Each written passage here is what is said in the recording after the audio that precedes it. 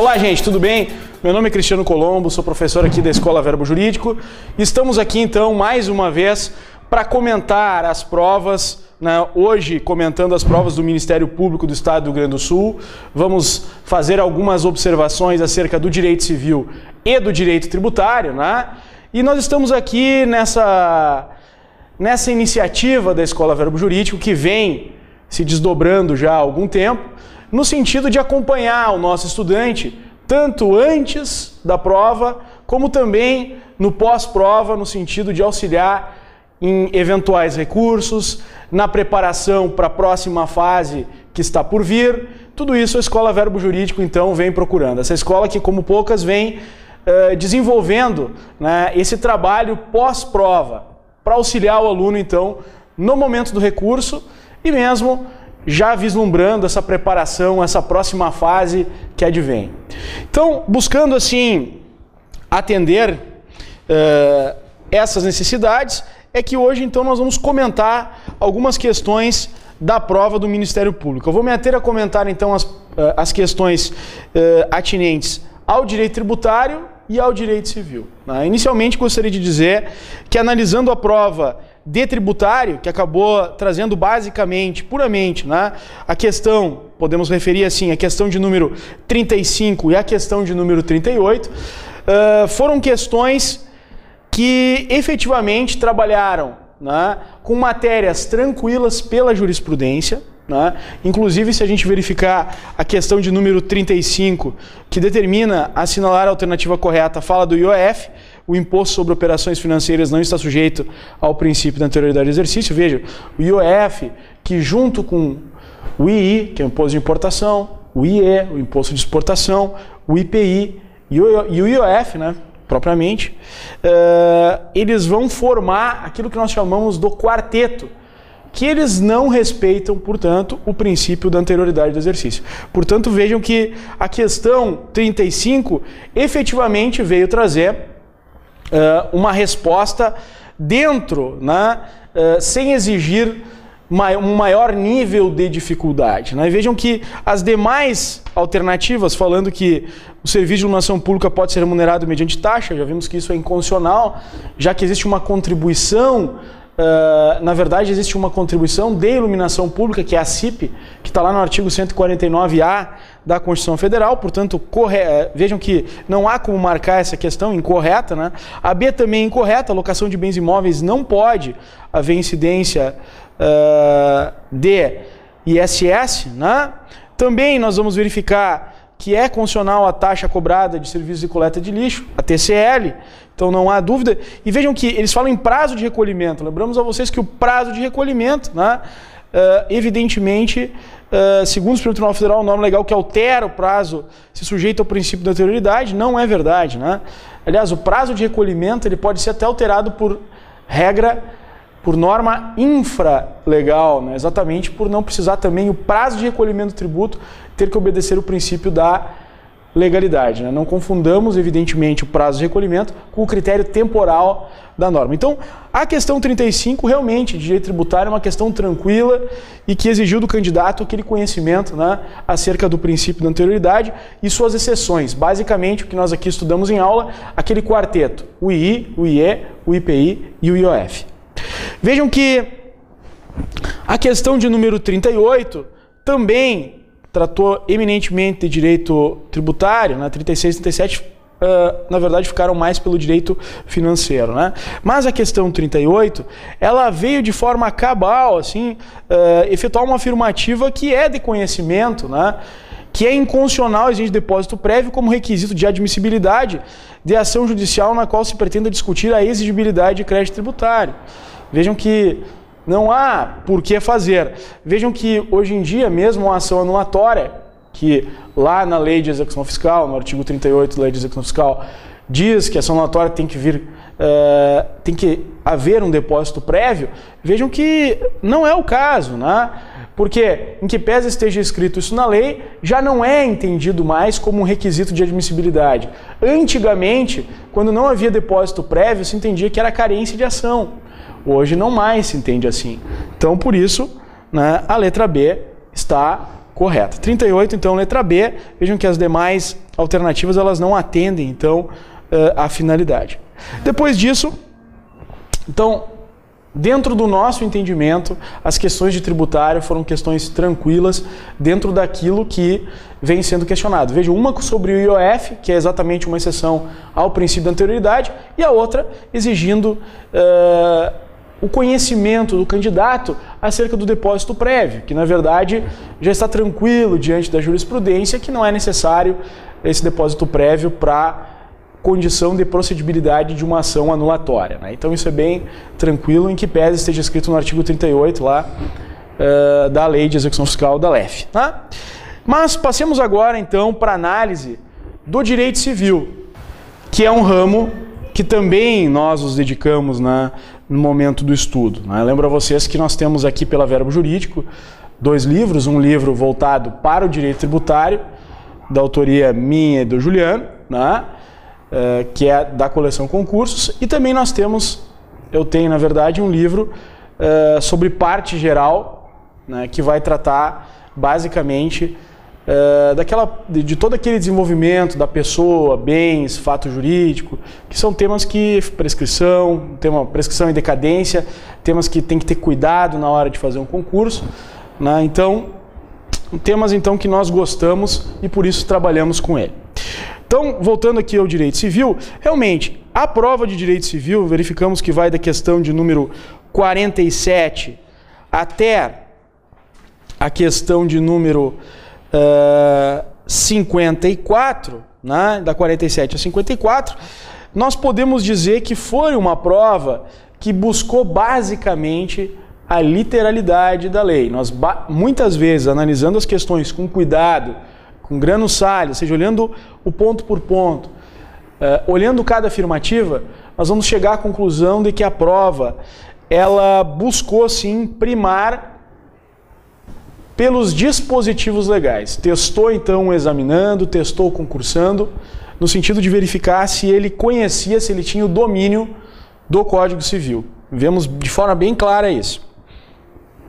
Desde a questão de número 47, que vai tratar também sobre a questão da penhorabilidade, né, a penhora, enfim, a cessão de crédito.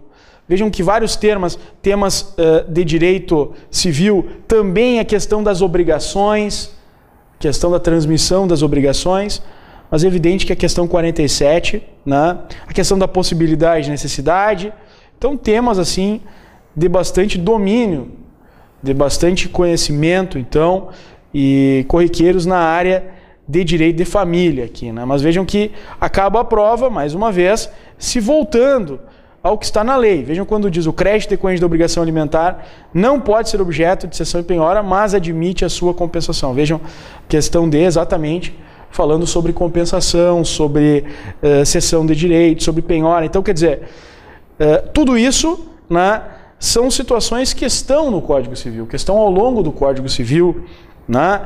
A compensação ali pelo artigo 365, a questão da cessão na parte da transmissão das obrigações, a questão relativa aqui ao caráter personalista, a obrigação de prestar alimentos lá na obrigação, artigo 943 do Código Civil. Então, questões que realmente trazem, mais uma vez, estão vinculadas ao que o Código diz. A questão 48 também verificamos assim que não fugiu dessa característica de buscar o que está no Código. Todavia, prezados, entendemos que a questão 48 traz, no mínimo, 2 assertivas que estão corretas. Por isso, entendemos passível esta questão de recurso. Vejam que a letra B afirma: um homem com 71 anos de idade e uma mulher com 40 anos de idade, para se casar, deverão expressamente adotar o regime da separação de bens. Vejam que, na verdade, um homem com 71 anos de idade e uma mulher com 40 anos de idade casando entre si, e me parece que o enunciado da questão leva a essa conclusão, quando o regime de bens entre os cônjuges. Então, regime de comunhão, um homem com 71 anos de idade, uma mulher com 40 anos de idade que se casam entre si, eles sim deverão adotar o regime de separação de bens. A palavra adotar aqui ela, juntamente com o deverão, ela traz um conceito de obrigatoriedade. E, portanto, a questão também, entendemos que esta alternativa também está correta. Ok? Sei que a banca pode daqui a pouco entender que o adotar seja uma manifestação de vontade. Todavia, a soma do deverão com o adotar leva à obrigatoriedade. E aí, prezados, o artigo 1641 diz: é obrigatório o regime de separação de bens do casamento, 2, da pessoa maior de 70 anos. Então vejam que é isso que nós estamos aqui trabalhando e por isso entendemos que a letra B também pode ser considerada correta. Então, portanto, entendemos que a questão 48 deva ser anulada. Quanto às demais questões, prezados, verificamos que tanto a questão 49 exige compreensão da lei, como a 50 também. A 51 sobre responsabilidade civil foi de maneira cristalina, traz o que está disposto no Código e ainda fala sobre responsabilidade. Olha o que diz: o direito civil brasileiro não reconhece a possibilidade de indenização por ato lícito, reconhece a possibilidade de indenização por ato lícito no estado de necessidade. A indenização pela perda de uma chance implica que o dano seja concreto? Não, ele é pela perda de uma chance, exatamente, ele não é concreto. Transmite-se com herança o direito de exigir reparação e obrigação de prestá-la, 943 do Código Civil, portanto errada também. A letra D perfeita, né? Exatamente conforme está disposto no Código Civil. Se nós verificarmos ali, é o artigo 936 do Código Civil, 936. E a letra E é completamente errada. É objetiva a responsabilidade civil dos profissionais liberais? Não, ela é subjetiva, artigo 14, parágrafo 4º do Código de Defesa do Consumidor. Questão 52 também não vai haver maiores problemas, envolveu o consumo, é direito do consumidor também, tem problema. A questão de número 53, uma questão que trouxe uma literalidade tamanha, né? Então a prova a gente verifica que ela veio basicamente naquilo que a lei determina. Olha o que diz: a resolução do contrato pode ser evitada se o réu oferecer modificação equitativa nas condições do contrato. Correto. A B errada, porque a B deve ser marcada porque é a incorreta, né? A resilição unilateral de um contrato pode se operar independente da denúncia notificada a outra parte, mas somente nas hipóteses em que a lei expressamente permita tal forma de extinção dos contratos. Lembrem que a resilição unilateral tácita, ela exige, claro, interpelação, notificação, né? O distrato formaliza-se pela mesma forma exigida pelo contrato, perfeito também. A letra D, a resolução por onerosidade excessiva, também correto o texto, e a letra E também correto. Então vejam que a única que traz uma afirmativa incorreta é a letra B, e é isso que exige a questão. Na resilição unilateral tem que haver, claro, depende da denúncia, eu tenho que denunciar, né? A questão 54 também, total literalidade, né? Vejam as assertivas 1 e 3 completamente. Se verificarmos no código, vamos ver que a compra e venda de coisa futura, ela é possível, né? E ela vai ficar sem efeito, salvo se a intenção das partes era concluir contrato aleatório. 2 está errado, porque a doação se opera somente por escritura pública. Não, a doação ela pode ser por escritura pública, né, ou por instrumento particular. E ela pode até ser verbal em caso de bem imóvel de pequeno valor, né? Então, por isso que não é correto. Mas vejam, tudo questões que trouxeram a literalidade, muitas vezes, da lei. Então, vejam. Fazendo uma análise global da prova, nós entendemos o seguinte, que quanto à prova de tributário, a prova efetivamente ela não teve um nível muito difícil. Ela foi de média para difícil, se aproximando mais da média, né? E ela exigiu conceitos que, como nós vimos aqui, né, são tanto quanto as exceções do princípio da anterioridade, questões que a jurisprudência dos tribunais superiores afirma. Portanto, entendemos uma prova de nível médio. Já as questões de direito civil, vamos fazer aquela expressa ressalva, então, da questão de número 48,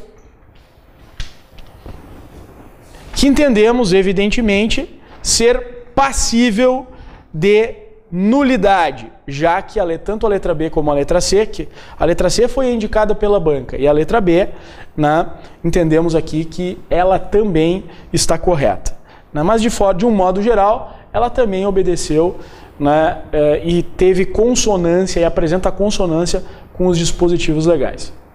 Bem, gente, então, dessa forma, encerro aqui o meu comentário de questões, né, desejando a todos vocês o sucesso nessa fase. Eu sempre digo que os recursos, gente, a fase do recurso é também uma fase importante para o candidato.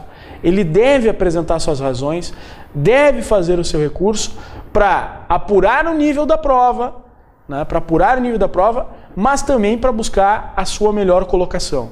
Lembro a vocês que jamais devem desistir. O certame, o concurso público, ele só termina quando não há mais o que recorrer.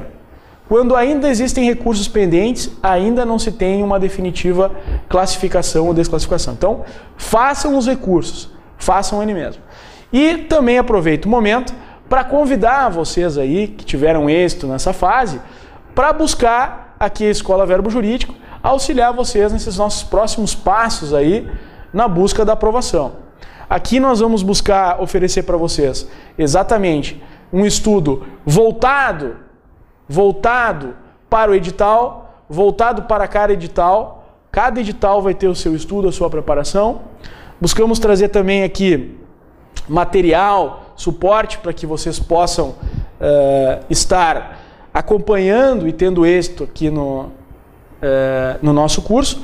E lembrando a vocês que aqui a nossa escola tem um diferencial, que é propulsar publicações na área jurídica para facilitar a vida do examinando, a vida do concursando. Então, venham com a gente, aproveitem, venham para cá para estudar com a gente e para se preparar, então, para essas próximas fases desse concurso. Sucesso a todos, lembrando a vocês que o sucesso de vocês é o sucesso aqui da escola, é o nosso sucesso como professores. Obrigado, até uma próxima, valeu!